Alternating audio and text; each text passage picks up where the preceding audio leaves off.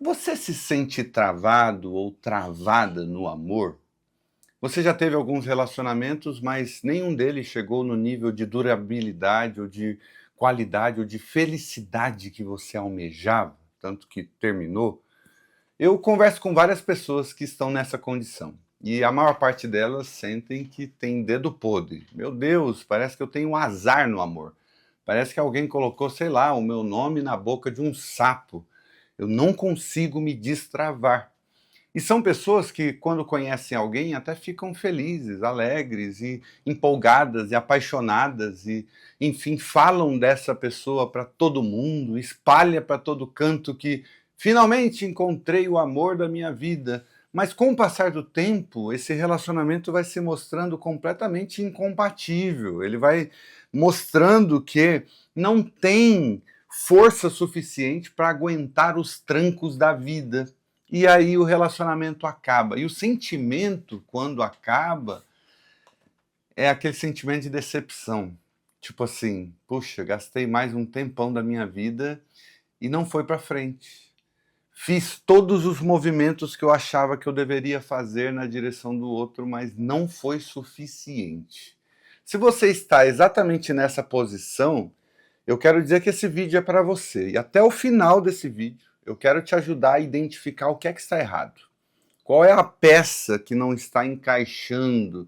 Qual é as nuances da sua alma, da sua psique, da sua mente, que podem estar atrapalhando as suas escolhas no amor?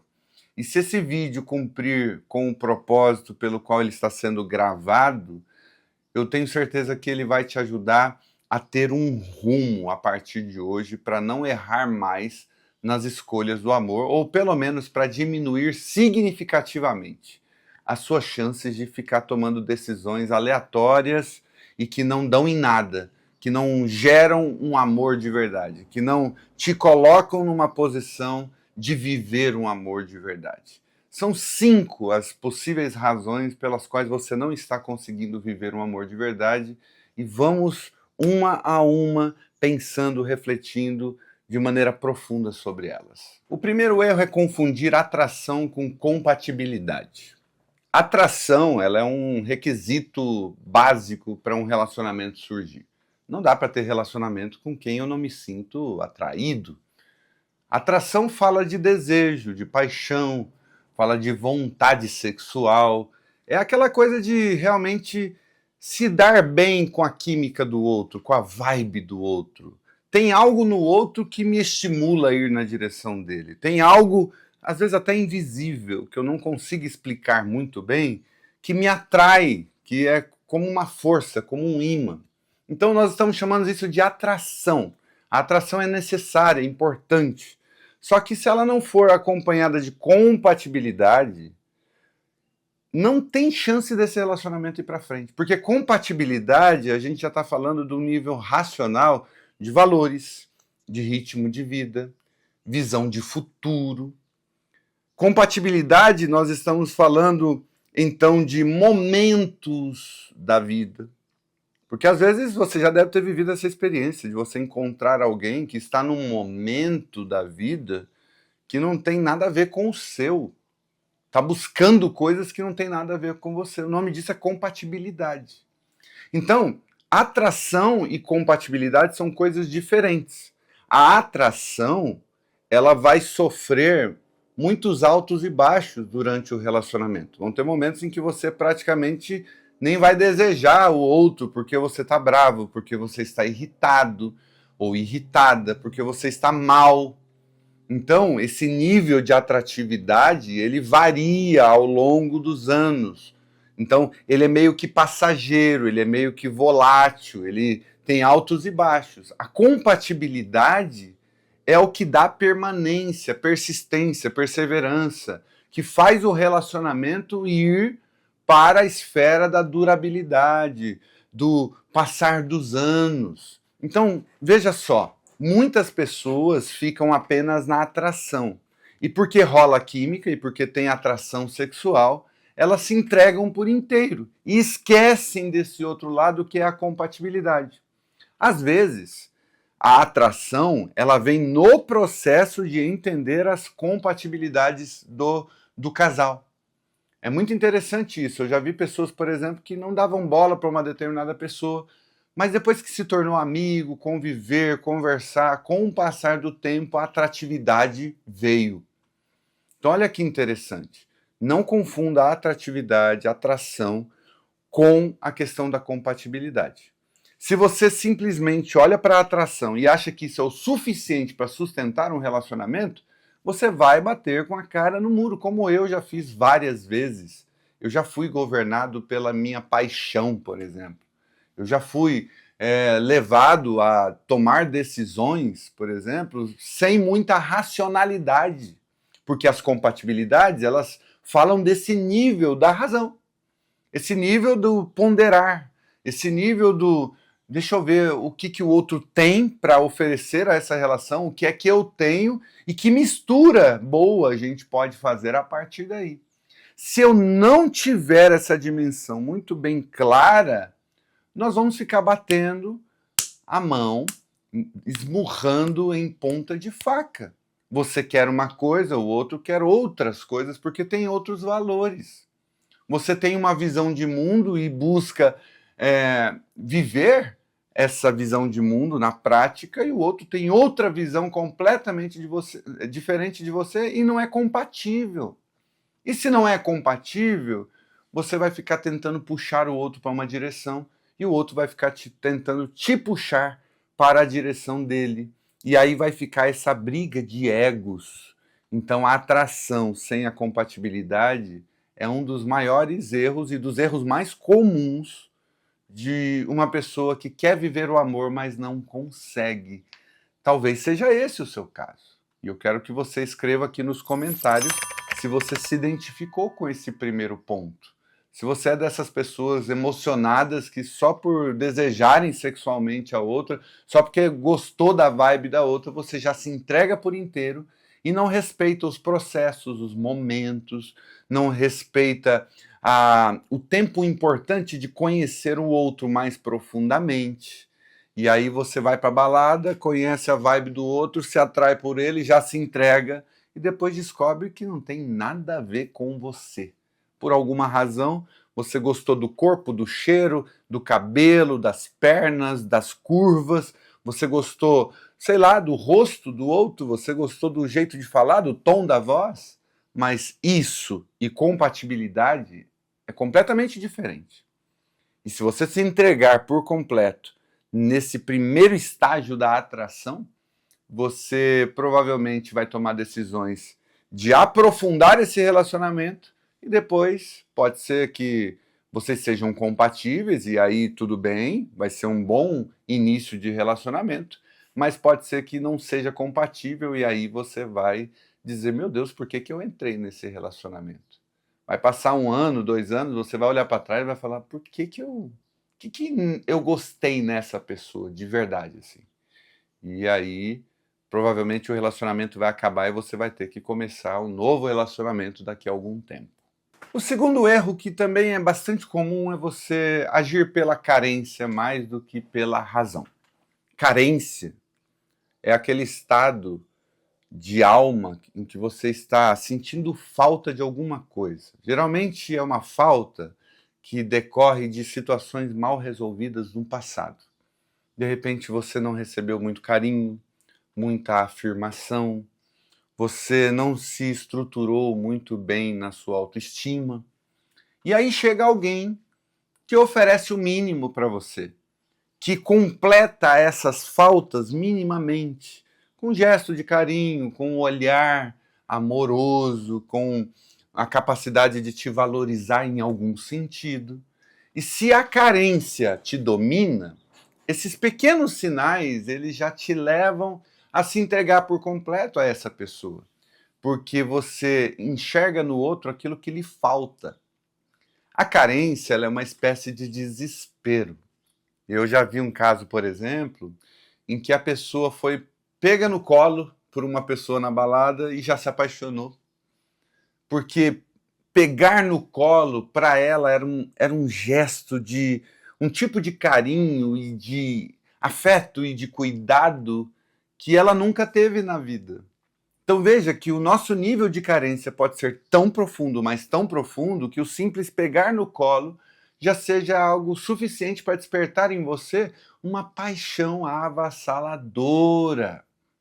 É óbvio que esse relacionamento não deu certo, o cara, enfim, teve sexo com ela, no outro dia bloqueou e ela nunca mais viu o cara. Carência é uma espécie de abismo, de desespero. Eu vou usar uma coisa simples para representar a carência. É como quando você está faminto de fome e você abre a geladeira em busca de alguma coisa para satisfazer. Mesmo que na geladeira não tenha arroz, feijão, carne, não tenha essas coisas que têm realmente substância, como diziam os antigos, e ainda que na geladeira só tenha um salgadinho, fandangos, um negócio assim bem superficial, ou aqueles junk food, né? Aquelas porcarias em forma de comida, tipo um fast food, um negócio enlatado, um negócio que faz super mal à sua saúde, você não está fazendo uma seleção cuidadosa, com qualidade do que você vai comer quando você está faminto. Você pega o que tem na frente. E assim é a carência em relação ao amor. Você não faz seleções. É como se a sua capacidade de julgamento, de ter critérios, ela ficasse suspensa por um tempo. Porque você está carente. Tudo o que você quer é preencher esse vazio interior, que não se resolve com relacionamento. Porque quando passar um tempo, essa carência vai voltar. Porque ela não é resolvida com o relacionamento, ela é resolvida com a sua capacidade de elaborar o que é que causou essa carência dentro de você. Então, um processo terapêutico cabe bem nesse caso. Para a gente entender o porquê das nossas carências e, entendendo as carências, tomar decisões em relação a ela. E quando ela apertar, quando ela surgir, quando ela aparecer, quando os sintomas da carência aparecerem, você estar tão autoconsciente, tão ciente dos próprios processos mentais, que você seja capaz de tomar uma decisão de, olha, eu entendo que isso é carência, não vou agir a partir dela, e você então ruma para outra direção, você decide de uma forma muito mais inteligente. Então, é muito comum que a carência governe muitas pessoas quando o assunto é amor. A falta de afeto do pai, da mãe. Nós estamos vivendo num tempo onde as famílias estão tão desestruturadas, onde o afeto, a palavra de afirmação, normalmente é substituída pela cobrança, pela crítica, pela negatividade, pelo olhar sempre demandador do pai, da avó, do cuidador, daquele que é responsável pela pessoa, que a gente vai crescendo sempre com aquele sentimento de que alguma coisa, nós somos culpados de tudo, que nós não conseguimos realizar as coisas, de que sempre tem algo faltando, e aí a nossa autoestima vai para o ralo, e aí quando se trata do amor, a baixa autoestima vai atrair pessoas que, infelizmente, não vão ligar para os seus sentimentos. E, normalmente, você vai se relacionar com alguém que vai usar mal esse buraco da sua alma. Você está desesperado. Uma pessoa bem resolvida consigo mesmo, quando ela percebe que o outro está muito carente, ela nem quer se relacionar com essa pessoa. Porque existe um nível de desespero que nem a pessoa carente às vezes nota. Eu me lembro, por exemplo, quando eu estava solteiro e frequentava os karaokês da vida, etc e tal, de ter encontrado uma pessoa, por exemplo, que ela estava muito carente. A princípio, eu li as atitudes dela como sendo de uma pessoa carinhosa, gente boa, amorosa, mas depois eu vi o nível de carência. Ela estava disposta a tudo, a dormir com qualquer um, a se relacionar com qualquer um. Ela só queria viver uma experiência sexual, ela só queria se sentir amada. Depois de um divórcio, por exemplo, em que a sua alma estava bastante abalada, estava bastante machucada, ela só queria viver um momento em que ela se sentisse outra vez minimamente desejada. Então não era alguém para ter um relacionamento, era alguém que estava apenas tentando se autoafirmar. Entende? Então a carência, ela não é, nunca será, uma boa julgadora das situações para tomar decisão. A carência sempre te leva a tomar uma decisão sem critérios. E isso certamente vai te levar para um relacionamento que não vai durar muito tempo. O terceiro erro é repetir padrões familiares de maneira inconsciente, ou seja, sem perceber.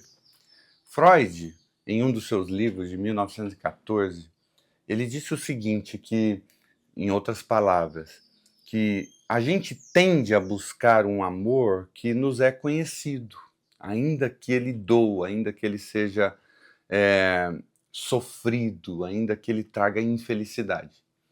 O que ele quer dizer com isso? Ele quer dizer que as referências que a gente teve no passado, especialmente nos momentos da nossa infância, aquilo que a gente observou dos nossos pais, por exemplo, criou um padrão dentro de nós que a gente considera normal, que a gente considera conhecido, que de certa maneira limita as nossas escolhas na direção do amor. A gente não vai escolher muito para além daquilo que a gente conhece. Entende isso? Então, se você não teve referências no passado de relacionamentos felizes, bons, de boas construções de amor, você tende a escolher mais ou menos aquilo que você conhece. Ou seja, se você viveu numa casa onde não tinha muito afeto, onde você não era muito considerado, e aquilo, de alguma forma, caiu dentro dos seus significantes internos como sendo expressões de amor, você também vai procurar alguém que de alguma maneira age com os mesmos padrões. Entende isso? A mente humana ela é muito interessante nesse sentido, porque ela é capaz de se expandir, é verdade, mas ela também se condiciona àquilo que a gente conhece. Vou dar um exemplo de uma outra área para depois aplicar isso ao relacionamento. Antigamente eu pensava que a única forma de fazer boas viagens era no método tradicional. Ou eu pegava um ônibus ou um avião, ou ia de carro, ficava num hotel ou num Airbnb, numa pousada ou enfim, no hostel, né? E então comia fora, enfim, e depois passava ali 2, 3, 4, 5 dias, voltava para casa de avião, de carro ou de ônibus, enfim.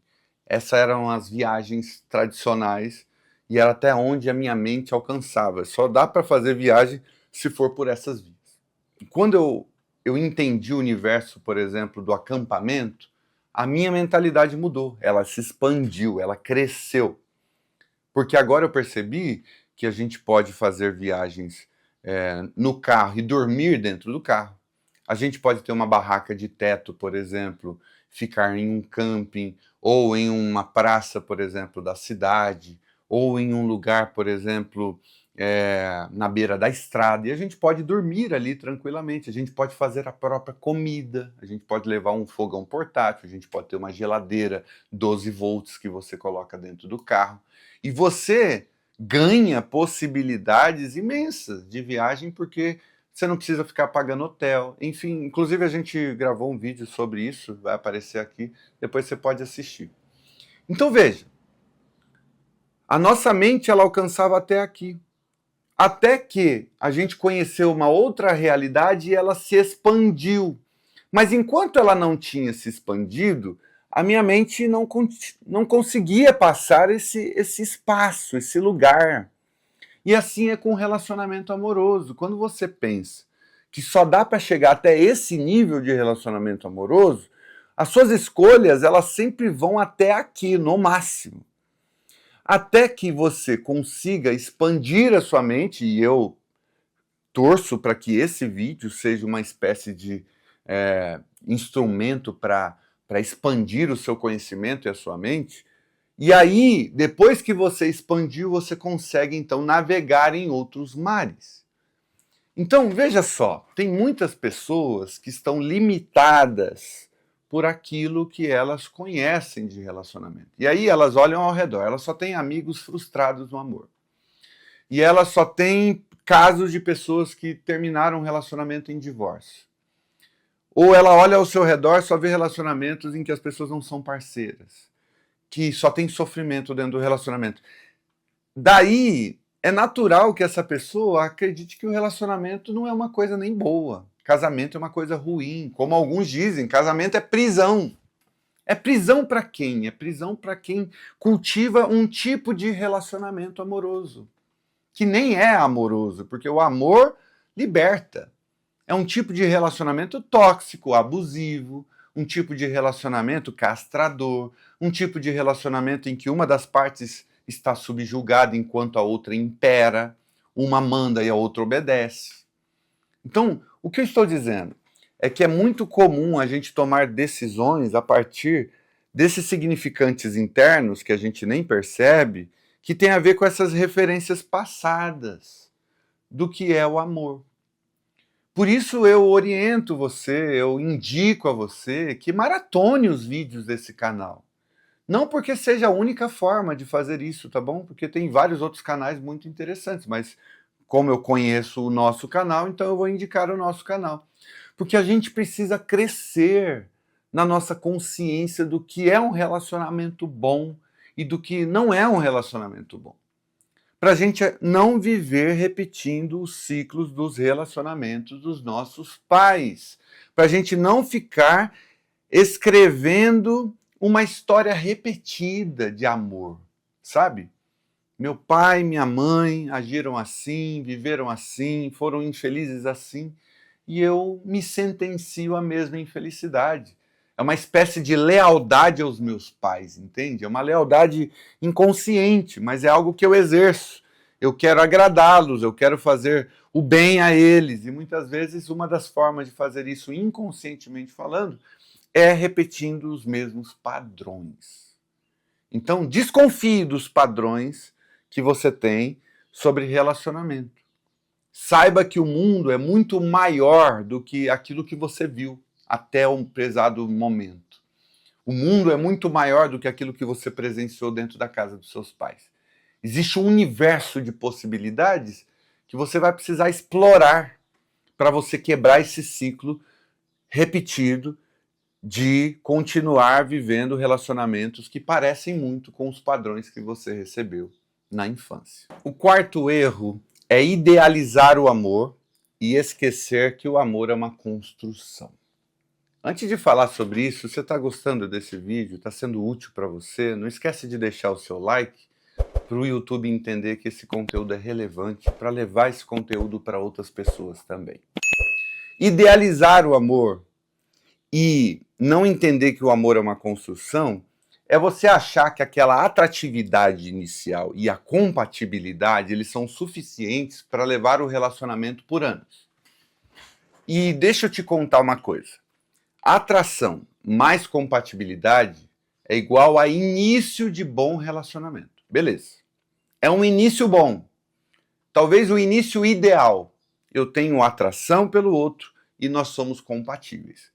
Agora, o que vai construir ao longo dos anos esse relacionamento envolvem outras habilidades e competências e decisões que vocês vão precisar tomar cotidianamente. Não basta ter compatibilidade e atração. Vocês vão ter que aprender a lidar com as vontades que se chocam.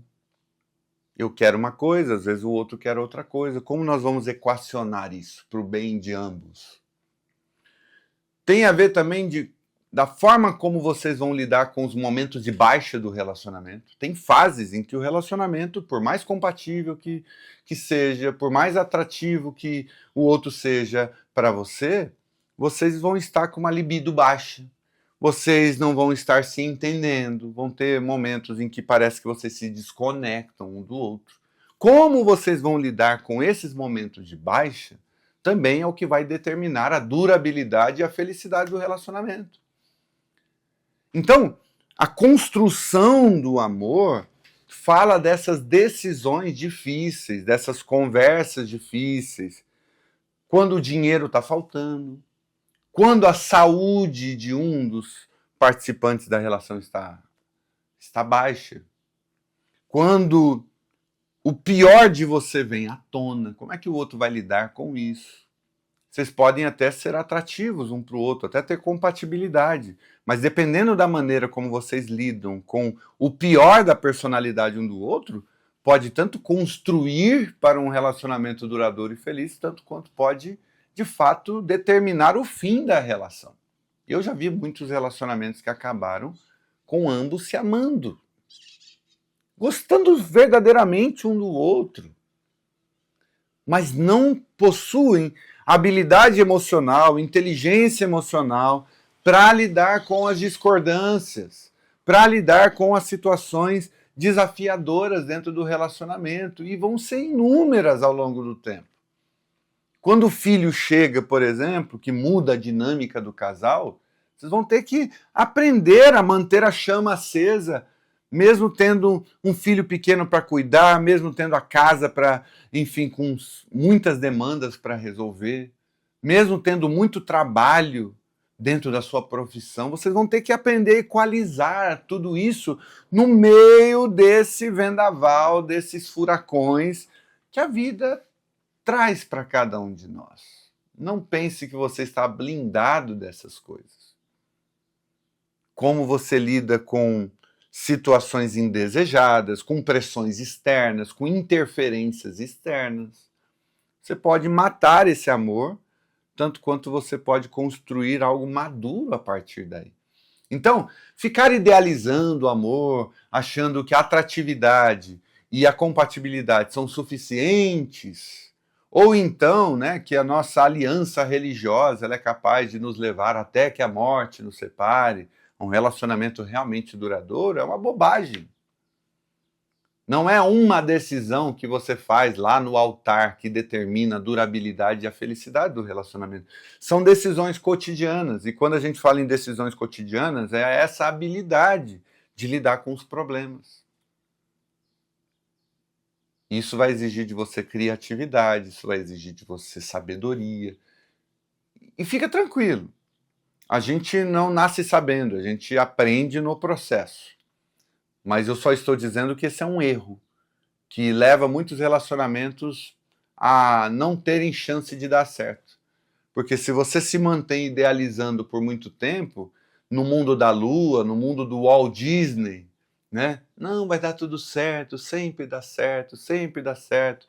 Você entra numa certa estagnação emocional tão grande que o outro daqui a pouco vai perceber que você está em um mundo paralelo, não tem nada a ver com o amor de verdade. Ou então, quando você topar com as realidades nuas e cruas do cotidiano, da convivência a dois, você vai se decepcionar.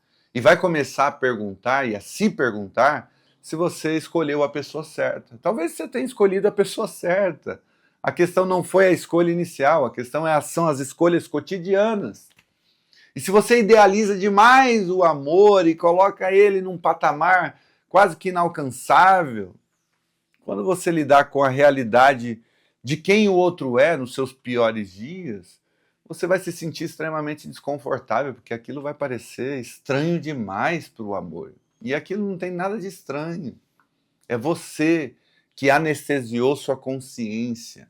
É você que ficou acreditando no mundo de fantasias. O mundo real é feito de conversas, de decisões, de como nós vamos lidar com aquilo, de abrir mão de certas coisas, de buscar soluções que a gente ainda não tem, de levar dias ou meses ou até anos para entender um determinado processo e agir sobre ele. O relacionamento real, a construção do amor real, é um desafio constante para cada um de nós. E quanto mais você idealizar o amor, menos preparado você está para essa construção. Por que a gente escolhe errado no amor? Em quinto lugar, porque a gente escolhe num momento errado. Eu não vou, obviamente, colocar limites para o amor. O amor pode surgir em qualquer momento da nossa vida. Mas existem momentos específicos da nossa vida em que, se a gente entrar num relacionamento, a chance de dar errado é 99%. Sabe por quê? Porque às vezes a gente está num momento em que deveríamos ficar sozinhos, refletindo, melhorando a nós mesmos, antes de embarcar em um novo relacionamento. Por exemplo, quando você termina um relacionamento, assim que termina, seus sentimentos estão todos mexidos, sua interioridade está lidando com uma angústia, um sentimento de fracasso, ou um sentimento de traído. Você está lidando com os piores sentimentos. Se você começar um relacionamento nesses momentos, a possibilidade de você projetar no outro os seus desejos, os seus anseios é muito grande. A dificuldade nesses momentos de enxergar o outro como o outro realmente é enorme. Então, tomar decisões na direção do amor, quando as coisas estão mal resolvidas dentro de você, vai te fazer tomar decisões erradas, vai te fazer escolher mal. E isso não acontece apenas após um término de relacionamento. Às vezes, quando você está num momento de muita carência mesmo na vida, quando você está num momento de autoafirmação, quando você, de alguma maneira, não está no seu eixo. Porque, em geral, nesses momentos, a gente vai buscar uma solução para os nossos problemas. E relacionamento, idealmente falando, ou da maneira mais saudável possível, são dois seres humanos inteiros que se integram e que convivem juntos, que dividem a história de vida juntos e que constroem algo positivo para ambos juntos. Dois seres inteiros. Se um ser não está inteiro, esse outro vai ter que, entre aspas, carregar a relação.